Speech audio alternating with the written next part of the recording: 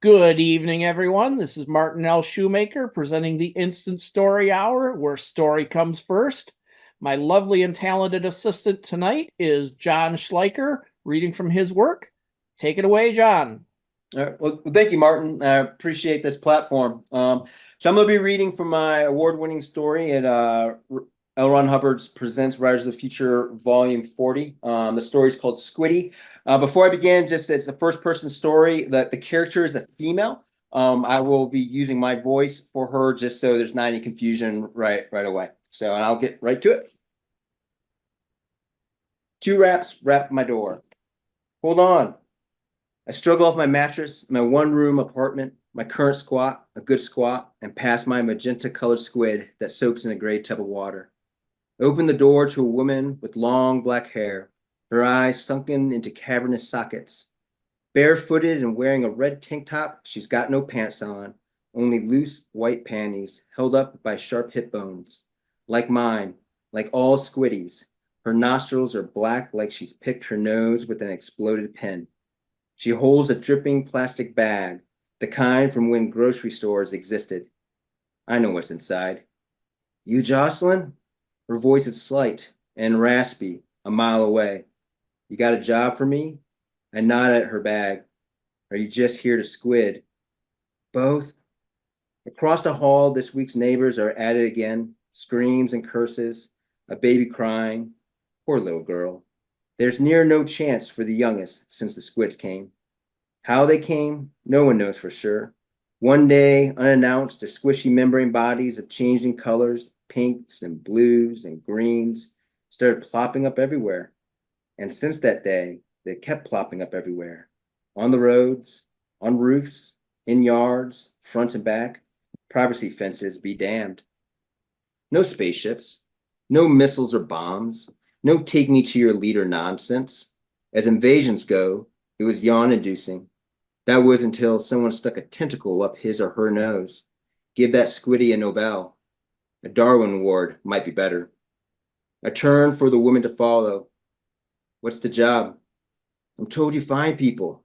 She closes the door and kerplunks her squid in a tub of water with mine. You bring them back too? If they want bringing back. I sit cross-legged on the mattress and ruffle in my black tote bag for my tin case of rolled cigarettes and Zippo lighter. Who needs finding? Daughter. She sits on the floor against the wall, hugging knees to chest. Got a picture? I toss her my cigarettes and lighter. She looks like me. Damn it. She doesn't have a picture. How much younger? She lights her cigarette, inhales a drag, and blows a smoky stream out the right side of her mouth. I was 17 when I had her. How old are you now? 34 or 5? She looks much older. We all look much older. I stand, my legs prickle. That sensation's happening more often. I walk toward my red milk crate of supplies in the corner of the room and toss on the side. Rope, carabiner, duct tape, an assortment of knives, long blades, serrated blades, switchblades, and the like. There it is, my Polaroid camera.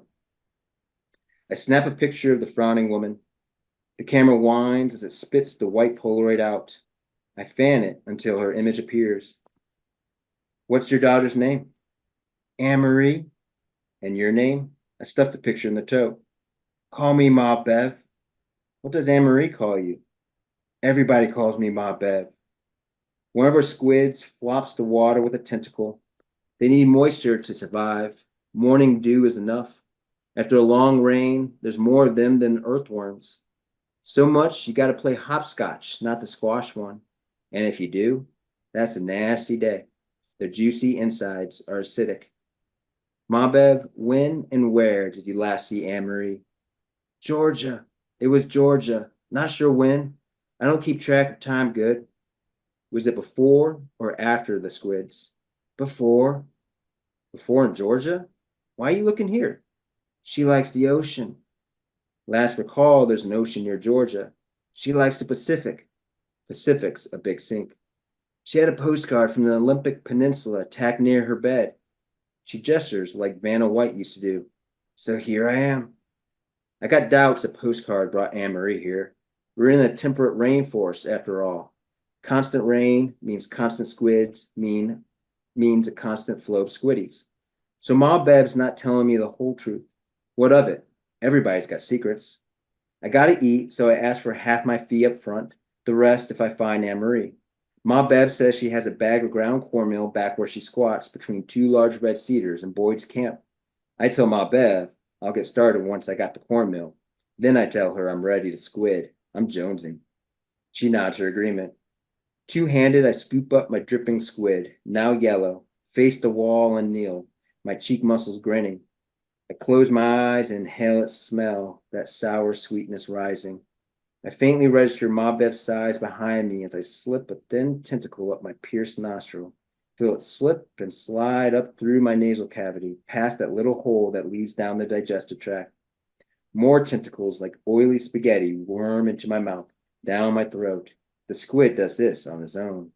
Some evolutionary derived sense humans don't got. Pheromones or some crap. I taste its metallic secretion, feel it hook into my esophagus with a tight pinch. So I'm gagging now, eyes watering now, got that metallic taste now, when the squid wraps its other moist tentacle around my neck to latch on. The parasite squeezes. It pulses. Pulse. Pulse. And it rips off my supple flesh from within, and it eats. The anticipation, though, even the anticipation makes my entire body tingle from head to breast to toes, limp almost. There's no other high like squid. Sex? Nah. Heroin? Nope. So other squiddies have told me. Heaven? Heaven might compare. I'll never know. And it's coming. The euphoric, orgasmic hit is coming in 3 Mississippi flat. Count it. 1 Mississippi. 2 Mississippi. Bliss. Awake alone and naked on the mattress with a bag of cornmeal beside me. I kick off the white sheet that's tangled around my ankle, grab my cigarette case from the floor, then sitting crisscross applesauce, I light a rolled cigarette and suck in and enjoy the smoky taste, relaxing amongst lazy, smoky spirals. Sitting there looking down, my ribs are like the grill rack on a barbecue, the bottom two hanging over my belly button even when I bloat my stomach out. This job's all that's keeping me alive, barely, chucking enough calories down my gullet to sputter along. Why keep on? I got to feed these parasites, get that high. I give myself another year, 2 at best. It's happening to millions already. Their cells shutting down, starved. You find these dead squiddies in gutters, under underpasses, in apartments and houses where they last squatted. Most often, the smell finds you. The smell is warm. The smell is rot. I dress, put in all my studs and piercings, grab my tote filled with essentials, food, cigarettes, that Polaroid, blue poncho, and a switchblade, and leave for Boyd's camp. As camps go, Boyd's camp is large on account of the many squids that line the banks and swim and float the channels of the river. Boyd built the compound early and started charging rent to squiddies to simply exist near the river. The bastard charges high for protection too, and if a squiddy doesn't got the food, no problem. You work for the bastard, most likely becoming a bastard yourself. The ground floor of the Olympic Peninsula, a wet mix of moss, decaying bark, leaves, and soil, gives with each of my steps. Green colors most everything. Green ferns, dewdrops sparkling. Green moss blanketing the bark of Sitka spruces. Douglas firs and red cedars. The green pine needles overhead and around. Interspersed in this green world are tents and smoky fires and squiddies, the conscious and the unconscious, and zero plumbing. The smell is abrasively distinct, that of smoke, of moist earth, of human waste. This camp's a magnified microcosm the world over, the dial turned up a few degrees because of the rainforest climate. I imagine the Amazons likewise bursting with squiddies, the Gobi Desert opposite. Las Vegas, where I worked at a punk club before the invasion, is a ghost city, the lights long ago shut off. Its crumbling casinos, its poultry population, it's a dying, dry cough of its once spectacular form. When I get to the squad of one of my informants, Margie, I see she's unconscious and smiling. On to Gerald, I regret, another set of my eyes and ears. He grates me. A lawyer before the squid invasion, I couldn't care less which kind. Gerald believes it still matters. What matters now? That next hit, that next tentacle. I stare at the squid Margie last used, pink with blue dots. It pulses in the mud next to her fire pit of damp, charred sticks and twigs. I huff louder than a sigh, shake my head, hop up and down, shake my arms and my legs as if that will shake this intense want from my veins. I leave. I try not to dawdle at every squid I pass, nor dwell on the shame that builds and fills me. I got a job to do, personal agency to uphold, that when I pass 5 squids in quick succession feels as solid as gas, as true as the belief we humans are the apex predators on Earth. These 5 squids are a prism of changing colors. Blue, red, pink. Was that emerald? I blink. Now it's turquoise. Dazzling, they beckon the promise of escapism. Gerald. I got to find Gerald to find Anne-Marie. At his squat, Gerald's eating from a can of cold meat ravioli. He is wearing that faded Blue Jays hat he wears. He doesn't like baseball, nor is he from Toronto. His polo shirt, pink and stained, seems to grow bigger each time I see him. Pockmarks dot his face. His nostrils are squiddy black. The orange and yellow glow of his crackling fire dances off his blue tarp overhead. Steam rises from his tin pot of boiling water. Jocelyn, my girl, Jocelyn. His deep voice drips with pretentiousness. Plumbing's what I miss most. Plumbing was nice. Marvelous magic is what it was. Termitolic nozzle and abracadabra. Safe cold water comes to your beck and call. No need to squat by a fire to burn the danger away. I hand Gerald the Polaroid. Know her? Whistling, he examines it near the fire. That's Ma Bev. She's a working woman. So a surviving woman? It's more than that.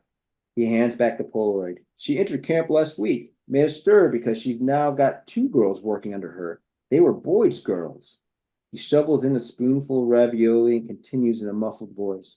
I hear she takes 25% of what her girls make. What did Boyd take? My guess is 50. I don't pay for guesses. Then pay me more. I toss Gerald a small red box of raisins. He catches it one-handed, scrunching the box between palm and spoon. Raisins? I smirk and give him 2 cigarettes. Know anyone that looks like Ma Bev? Say 18 or 19 years old? Gerald snorts a laugh. By God, Anne sure does. Anne-Marie? Just Anne. He scrapes his spoon along the inside of the can, plowing the red sauce and meat bits into a drip. She's Ma Bev, but younger, fresher, what Ma Bev might have looked like before life beat her down. Never made the connection till you asked. So what is she? Ma Bev's sister? Daughter? Where can I find her? Anne? He spoons the last of his meal and tosses the can. She's inside Boyd's compound. One of his girls? The girl. He doesn't share her. Outside Boyd's compound, I crouch next to it. Its tall fence made from the trunks of Douglas firs, the nostalgic smell of Christmases past engulfing me, and question whether to wade farther where a known killer lurks. Yes, Boyd's deadly, but I'm already a dead gal walking. Been tiptoeing that plank since the day I first squidded. If knowing her mother's on the scene might get Anne-Marie rambling, I'm doing some good in this squiddy world. If she wants to stay put like a stone, good on her. That's on her.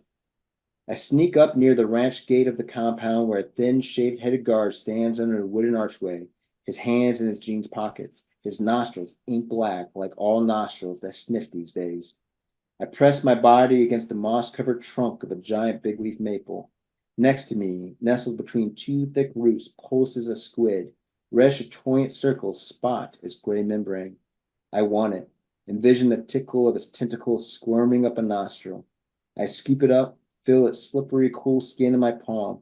Intense craving blooms inside me, as thorny vines curled into every cell of my body. Not now. Not yet. Squid cupped in hand, I sprint at the guard when he turns his back. I'm upon him when he faces me, and I smack his shocked expression with a squid washing, as if the squid were snow and we were children. He flails his arms as he falls onto his back. The pulsing squid finishes my dirty work, latching on, stilling the guard into unconsciousness seconds after he hits the humus. I envy him. I enter the compound, built on a clear cut, and walk on tacky mud as if I belong, wearing confidence for a mask. I'm surrounded by wood buildings in a helter-skelter pattern. One of Boyd's people, an older woman of Asian descent, shovels up squids and plops them in a wooden cart she's pulling. She's humming, smiles a few to smile at me, and continues with her work. How does she smile amongst all those tentacles and the cart twisting and stretching for her black nostrils? Her willpower to not squid until off duty, I get. Boyd has a real nasty flair for punishing his rule breakers. But her smile, that perplexes me. Two-storied amongst the many one-story buildings, Boyd's wooden cabin's easiest spot in the center of the compound. On my way, I pass several troughs filled with murky river water, and I pass a young bearded black man who is wearing bib overalls that hang loosely on his tall squid-eaten body while boiling water in a brass cauldron. I nod to him. He stares back. Next, I walk by the foul odor of wooden outhouses and step over a muddy puddle with several squids yet to be collected. It's a bad place, worst time to fall into a squid stupor, so I move on with feet of lead, the resolve of wet paper. I glance back at those squids, fantasize about threading tentacles in my nostrils, and sigh. Then I see her, Anne-Marie. Tan towel in hand, she's walking toward me. To say Anne-Marie resembles Ma Bev is to say a bird of paradise resembles a sparrow. Long black hair, freckled and plump cheeks, her body is thick curves wrapped in a blue sundress. Inkless nostrils, meat on her bones. She doesn't squid. How has she resisted? I stand speechless, my mouth wide open as she walks by me, doesn't register me, singing softly to herself in her own world, surely a better world. I don't catch the words of her song. I do note her lovely voice, mezzo-soprano, divine from above. I also note her bruised right eye. She picks up 2 plastic pitchers of steaming water near the brass cauldron and fire and sings herself into a wooden stall and sings herself a bath. I should walk on to give an impression of purpose, but I can't. Caught in a trance, her spell, with a feeling long forgotten. This feeling fills my chest, tingles my arms and toes. It's not pure lust, certainly not love. It's an intense curiosity of a person, an attraction to her full being. I dig in my tote bag, grab my cigarette case, and sit on a log next to the bearded man purifying the water. I offer him a cigarette and tell him that besides squidding, nothing's better when on a break. He silently takes one. Sitting near the fire, the heat warms half of me. Inhaling from my cigarettes, my body buzzes as soft as a tiny bee. Those squids in the puddle pull for me, although not with the same brute strength as before, for I have another pull, a greater pull. She's singing in the bath stall. I blow wisps of smoke. I inhale, hold it in, blow out. I wait as dark clouds, pushed by the cold wind blowing, sweep the pastel blue from the sky.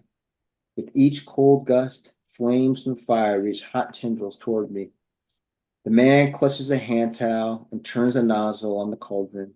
Water, hot and potable, pours from a spigot into pitchers, its steam billowing up and gone beneath the dark rain clouds. We do not speak. We do not make eye contact. We smoke our cigarettes. He tends the cauldron. I tend my patience and my cigarette, tended by Anne-Marie's sweet melody behind the bath stall.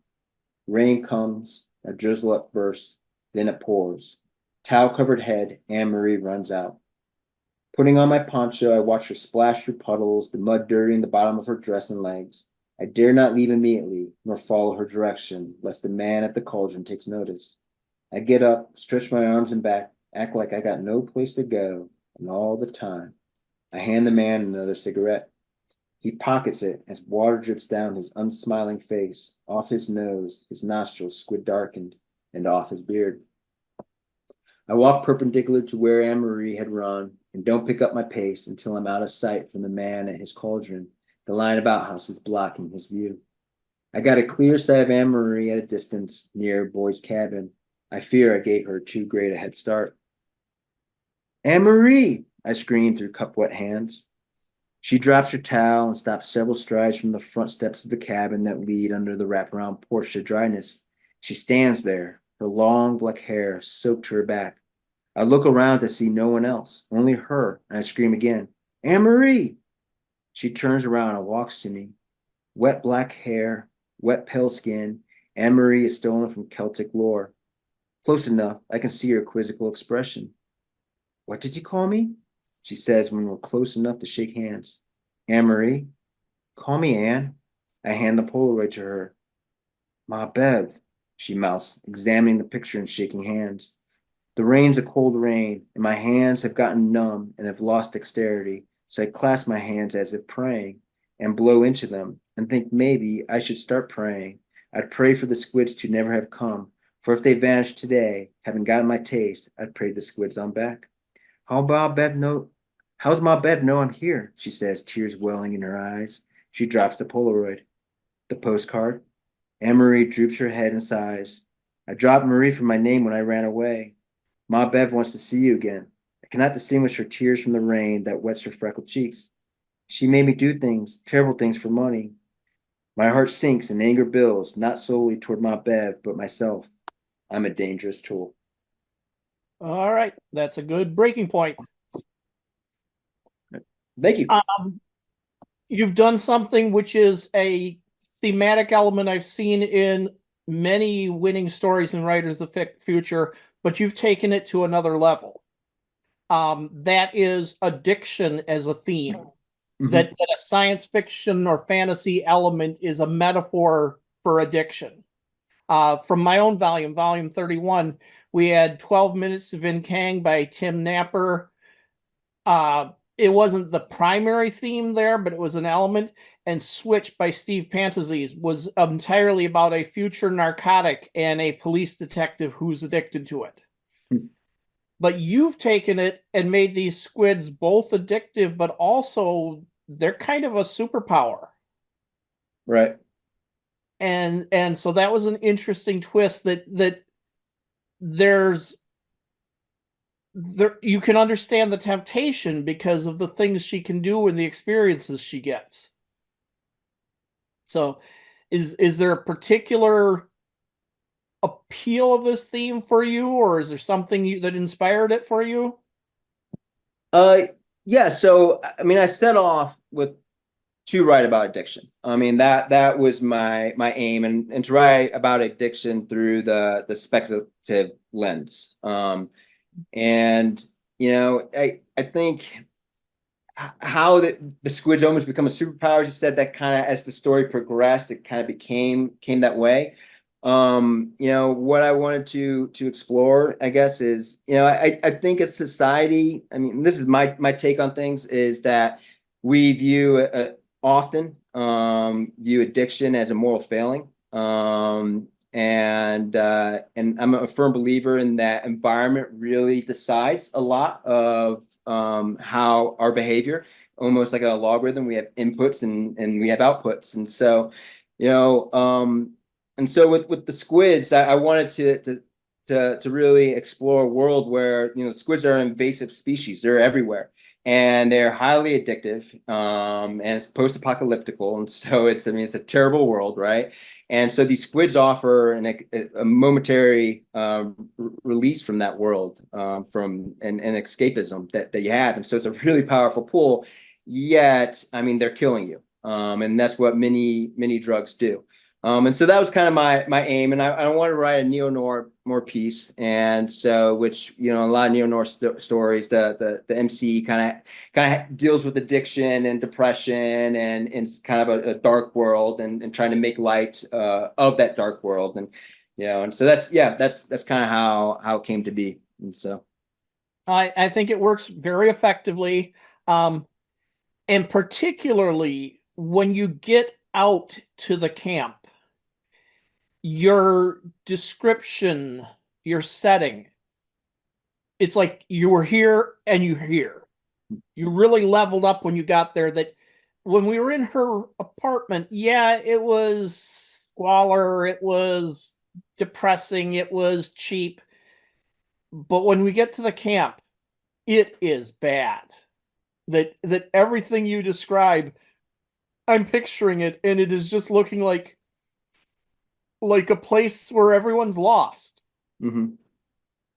Yeah, absolutely. And that's which there is that too, and you know, a lot of my writing and I like to put the natural world into it. I mean, the natural world. I live in Missoula, Montana. And I love outdoor recreation and the outdoors is where I personally find transcendence. And so like a lot of my stories, I try to get the natural world in there. So like despite this the nastiness is involved, like you still.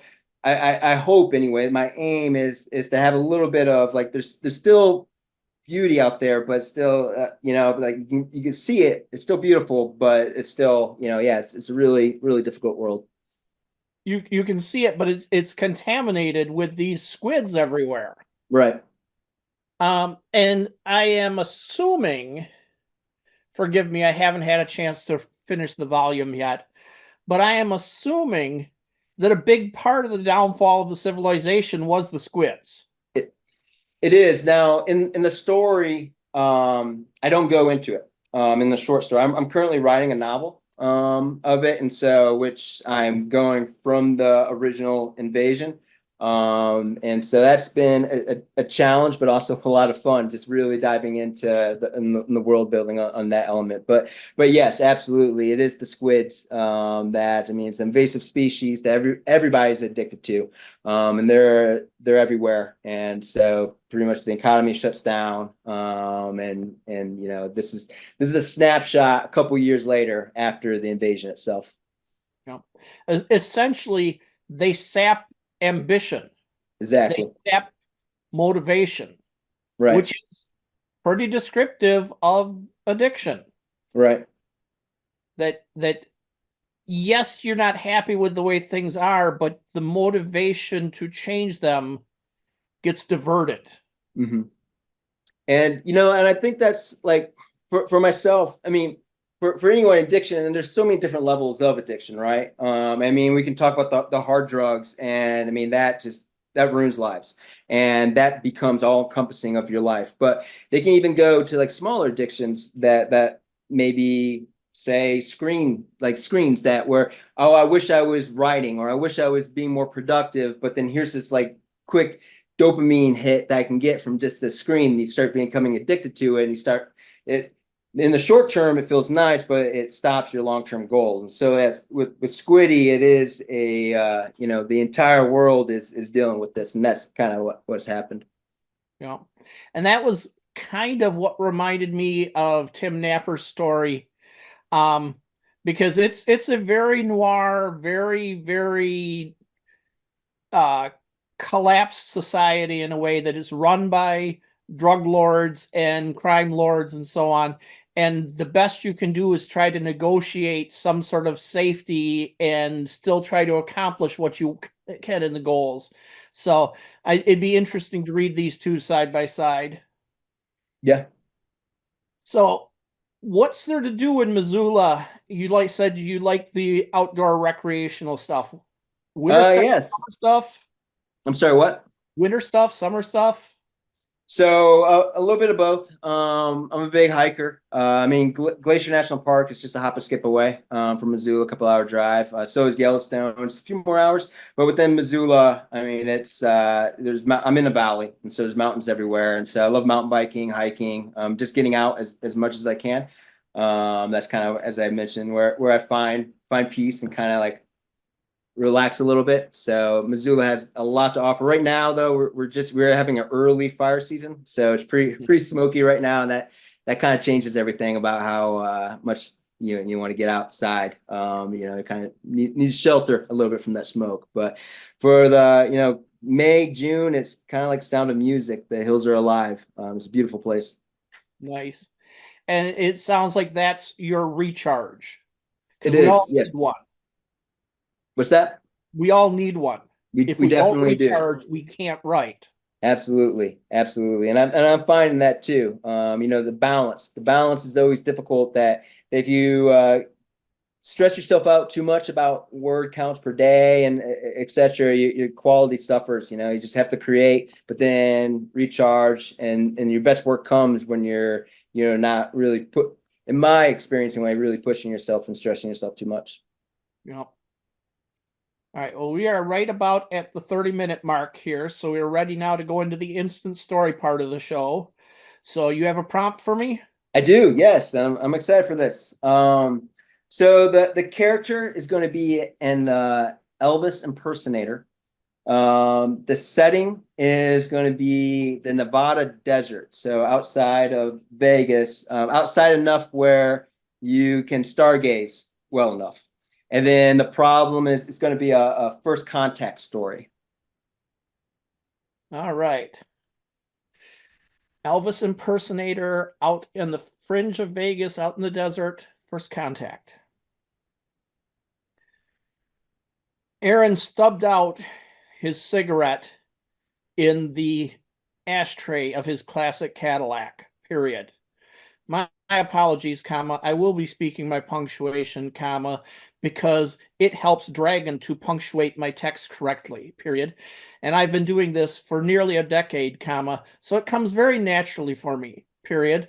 Even though I know it can be annoying to listen to, comma, I have trouble shaking the habit, in fact, period. I sometimes find myself speaking my punctuation to any random machine, comma, and occasional random people, period. New line. He really should clean out that ashtray, period. He just didn't have the mood lately, period. His shows were just not booking like they used to, period. It was 3 generations past the king's death, period. The people at his shows now were grandparents and great grandparents, comma, and they had only so much enthusiasm, period. Yes, comma, they still screamed and danced around, comma, but they gave up around 6 p.m., period.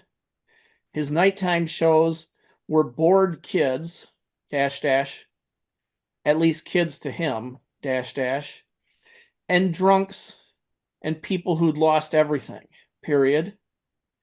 New line. He didn't know how much longer he could do the show in Vegas, period. His boss, comma, Karen, comma, was making noises about maybe bringing in a new act, period. It was becoming a common thing now, period.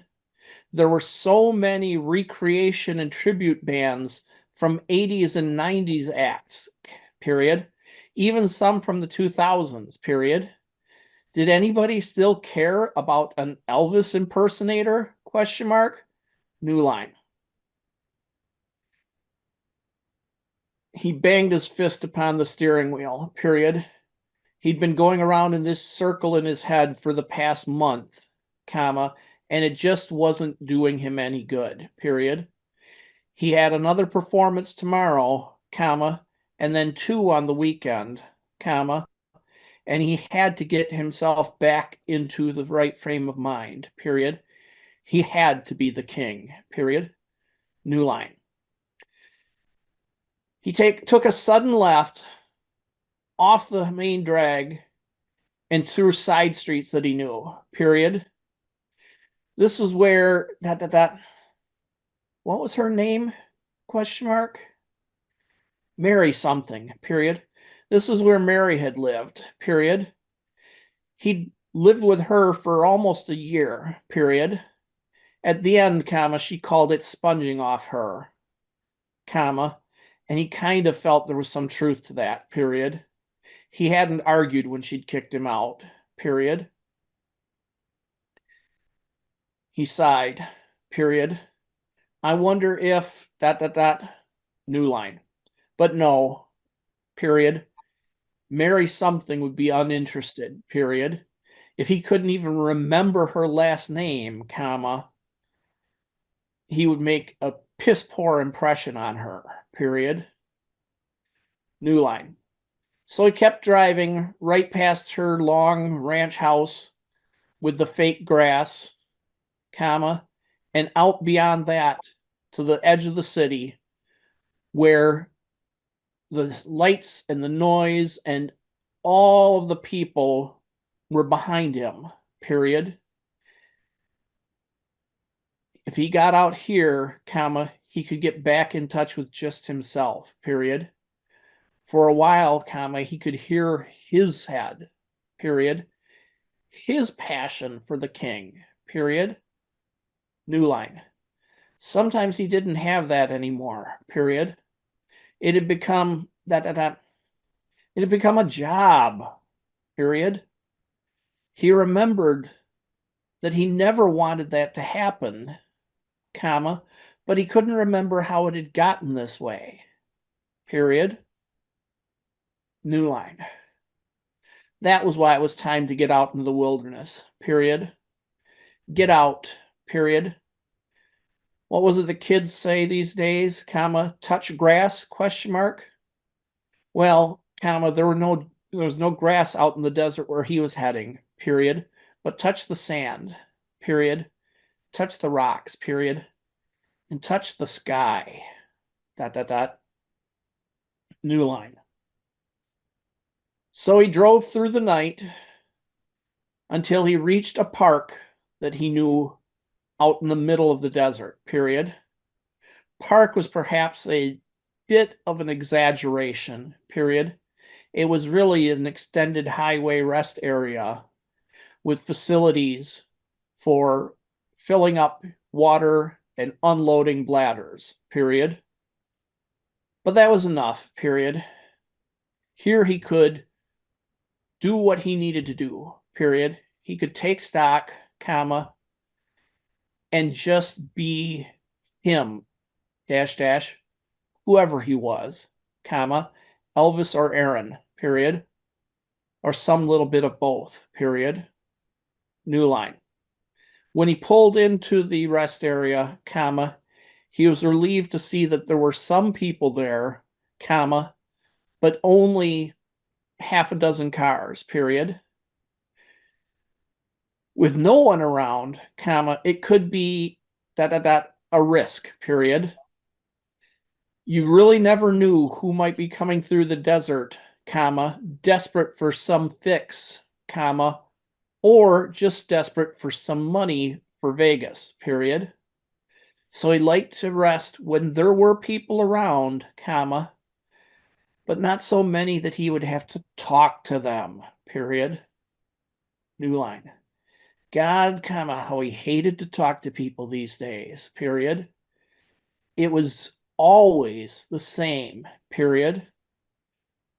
They were talking to him as the king, period. Some few of them, comma, the older ones, comma, really seemed to believe it, period. They, their brains were a bit scrambled, period. New line. He remembered that when his grandma was passing away, period. In her later stages, comma, she was confused about so many things, period. And the doctors had given them one bit of advice, colon, go along with it, period. Whatever she sees, comma, you see, period. If she sees escaped kittens, comma, chase them down, period. It was the kindest thing you could do when there was no treatment possible, period. New line. And so to these addle-brained elders, comma, he was Elvis, period. The younger Elvis, comma, he should note, comma, he never wanted to be the older Elvis, period. But he was the king for them, period. Remembering his grandma, comma, he took them aside, comma, talked to them, comma, sang a few verses for them, period. It was one of the few times he actually felt good about himself these days, period. New line. So there were people, comma, enough for some safety, comma, but not enough to bother him, period. He parked the Cadillac, comma, retracted the roof, comma, leaned back in his seat, comma, and stared up at the sky, period. It was still before sunset, comma, but only barely, period. The colors this time of night were reds fading to purples, comma, fading to blacks, period. And then the stars would come out, period. More stars than he had ever seen back in Louisiana, period. Growing up in New Orleans, comma, you didn't see the stars much, period. You saw a lot of other things, comma, a lot of life's interesting and odd behavior, period, but not stars, period. New line. He could imagine this was what Elvis saw when he was growing up, comma, back in an earlier time with far less clutter and craziness, period. Maybe he saw the stars, comma, if not as clear as in the desert, comma, certainly more than in New Orleans, period. And so, comma, staring up at the stars as they slowly came out, comma, he felt just a little kinship, period, like there was a connection between him and the king over time, period. New line. But then, comma, he saw a white light moving across the sky far too quickly, period. Shooting star, question mark. He had seen those out here in the past, period. They were fairly easy to find when you were out in the wilderness, period. So this could be just a good night, period. Maybe a good sign, period.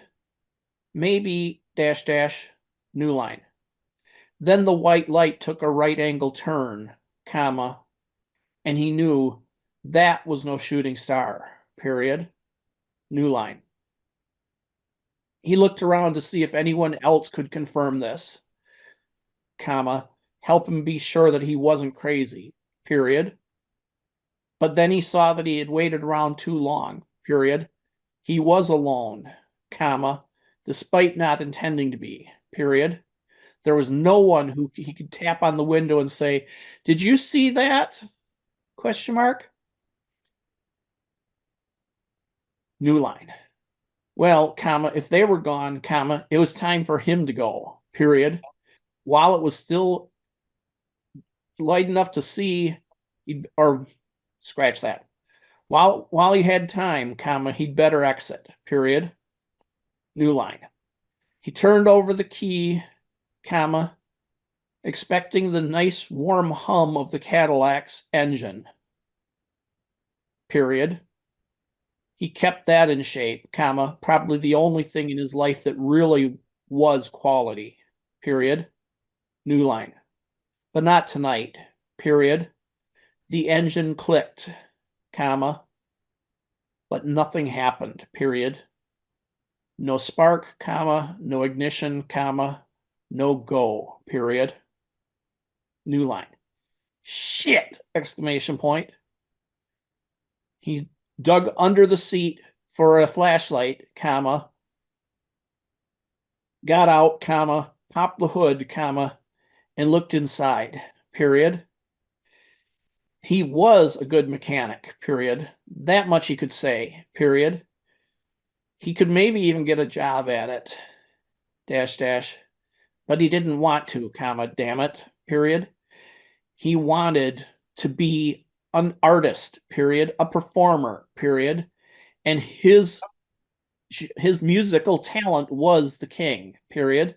No one understood that, period. Not Mary something, comma, not his mom and dad, comma, no one but the other Elvis impersonators, period. Some of them got it, period. New line. He looked in, comma, triggered the carburetor back and forth, comma, confirmed that the gas line was connected, comma, and found nothing, new line. All right. I have a direction I'm seeing myself going, but for a challenge so that I make it interesting, I like at the 15-minute mark to have you throw me a curveball. Have you got a curveball? Because I kind of have one in mind, but if you got a curveball, let's hear it. Yes, Martin, I do have one. And so the real king is on board, and his death was a government cover-up. Okay. All right. That I can fit that into what I was working on.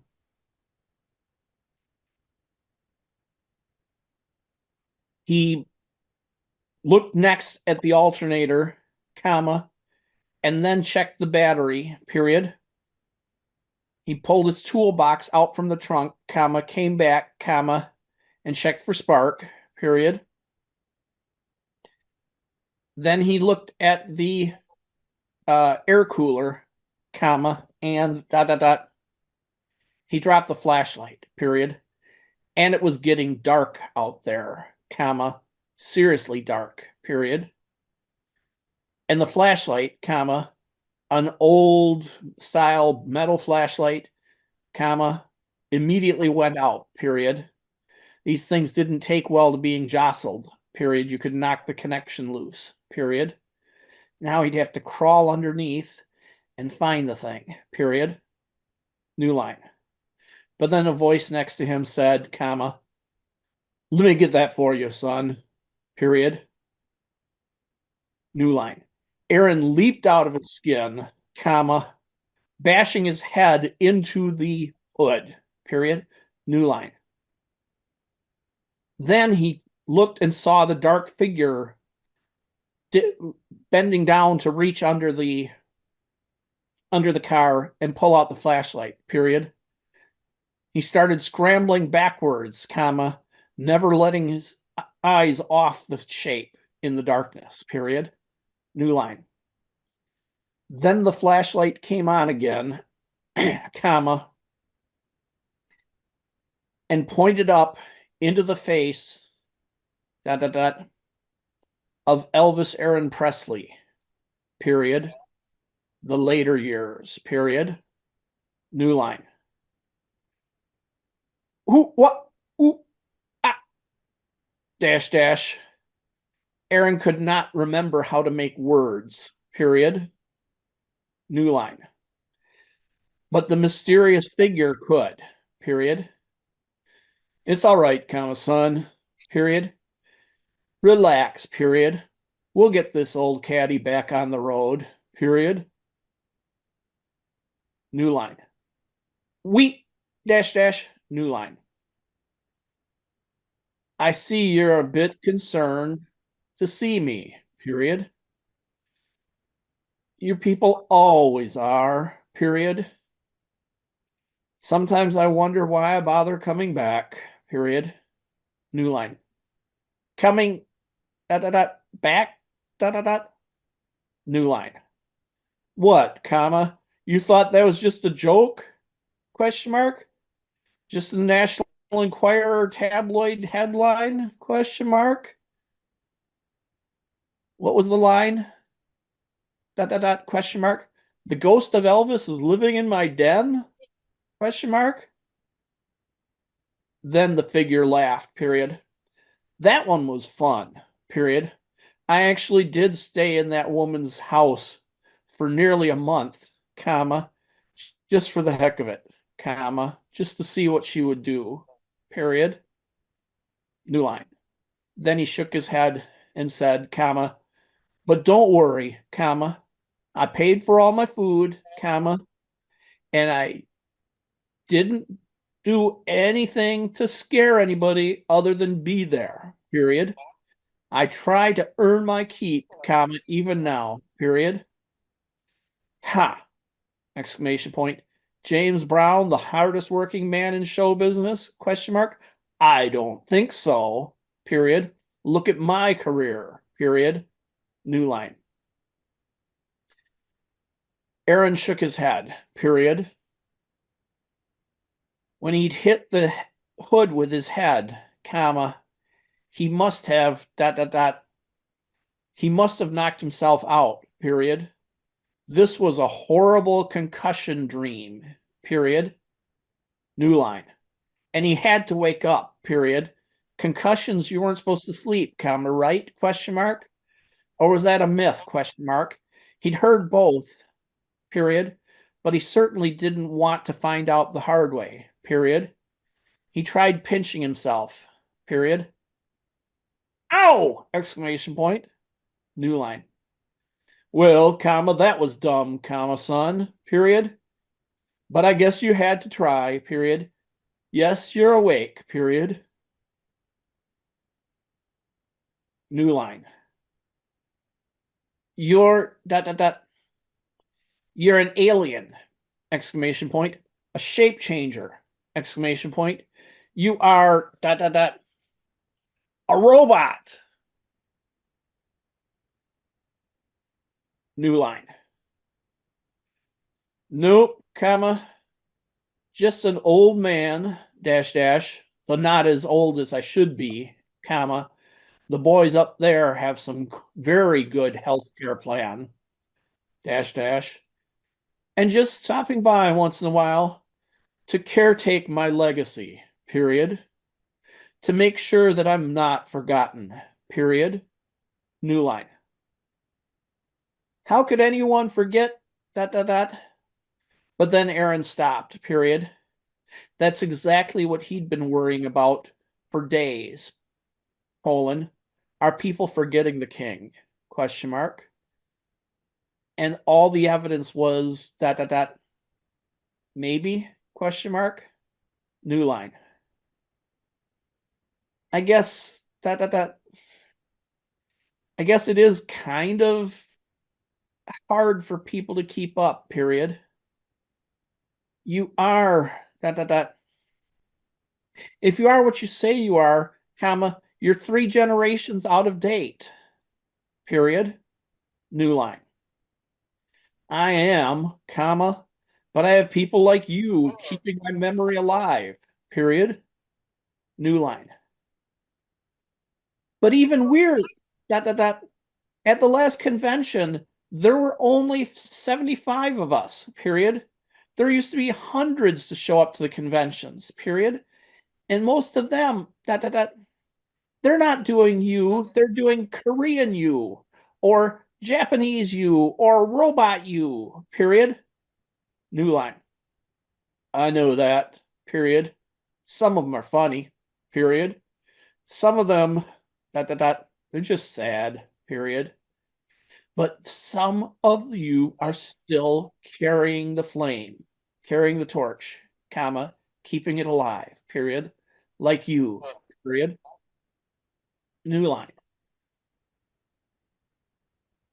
Aaron puzzled over how to respond to this, period.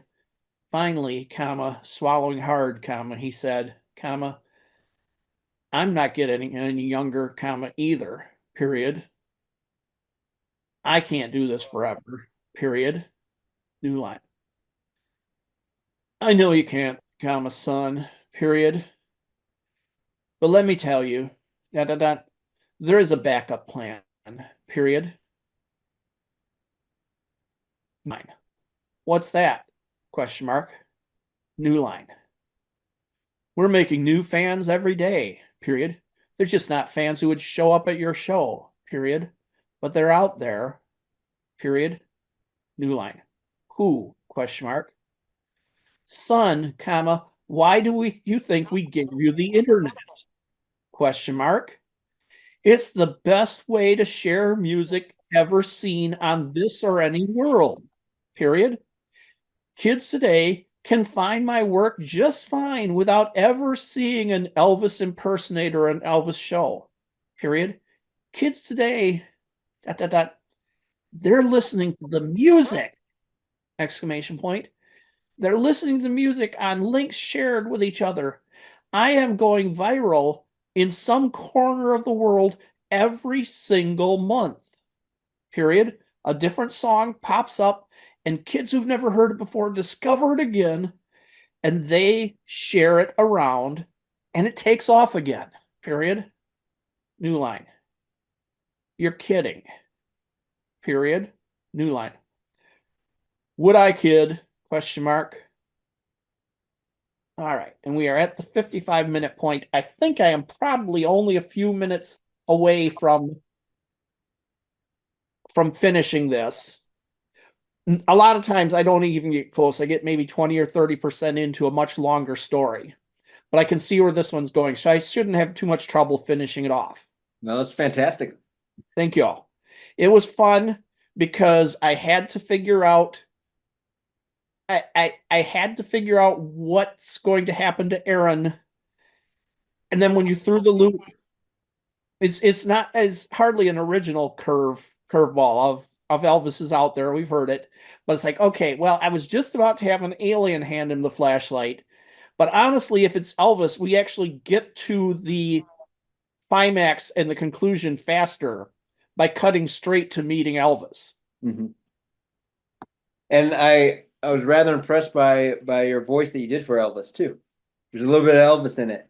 A little. A little bit. I am far from a skilled impersonator, but I could do the Elvis. It's better than I would have done You with know, the voice. So well done. thank you. All right, so we've got a few minutes left here now to first of all, where can people find your work? So I'm my website is jeschleicher.com. Schleicher is spelled Schleicher. And so on my website, I have a blog called Dopamine's Delight, where I like to share things that delight me. So look for that. And so I am in L. Ron Hubbard's Presents Writers of the Future, Volume 40, my story Squiddy, which I read from. I just had a story published by The Colored Lens. She Came Down from the Sky. I have a couple other publications as well, but you'll find that on my website, jschleicher.com. All right. And I will include a QR code and a link in the end credits so people will be able to see it there as well. A couple minutes left here yet. What's next for you? Well, I'm in the ankle deep, I guess, into the novel right now of Squiddy. So that's what I'm currently working on. I'm shopping up a number of short stories. One being the 24-hour story that I wrote at the Writers of the Future workshop. So hopefully get some sales in the future. So more stories out in the wild. But most of my writing time right now is focused on the novel. That makes sense. If you got the spark in your head, follow it. Exactly. That's why I aim How to many do. metaphors did I mix there? I got it. It worked. All right. Well, we'll be maybe a minute short here, but that's a pretty good place to break off. So again, John Schleicher, my lovely and talented assistant for the night, I thank you for the prompt and I thank you for your story. Well, thank you very much. I really appreciate this opportunity, and it's impressive what you do, and I'm just glad to be a part of it. Giving you the prompt and letting you run with it. So thank you. All right, thank you. Yes, sir.